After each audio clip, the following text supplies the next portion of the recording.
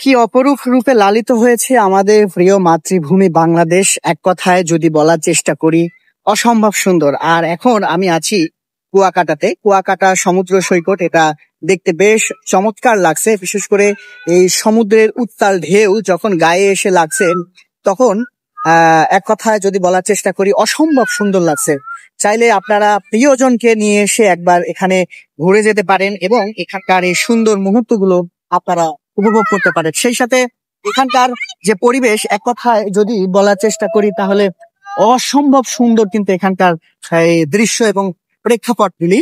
এবং সমুদ্রের যে উত্তাল ঢেউ, এখানে না আসলেই কিন্তু আপনারা এটা উপলব্ধি করতে পারবেন না বা উপভোগ করতে পারবেন না।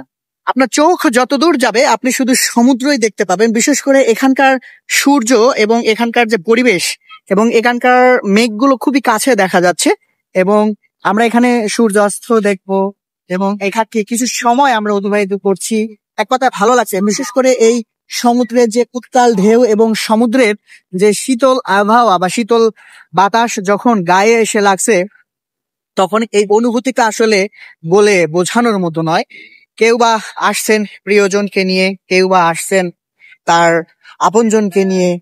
এখানে মূলত যারা এসেছে সবাই টুরিস্ট। এখানে কিছু সময় উপভোগ করার জন্য কিন্তু আমরা এখানে সবাই এসেছে। এবং সেই সাথে আপনারা দেখতে পাচ্ছেন যে অনেকেই সেলফি উঠাচ্ছেন, অনেকেই পানিতে নেমে গোসল করছেন। এক কথায় যদি বলার চেষ্টা করি, অসম্ভব সুন্দর কিন্তু প্রেক্ষাপট এই আমাদের কুয়াকাটা সমুদ্র সৈকত। যদি আপনারা সময় পান, প্রিয়জনকে নিয়ে আসেন, ঘুরতে আসবেন, ভালো লাগবে। এক কথায় অসাধারণ চিত্র।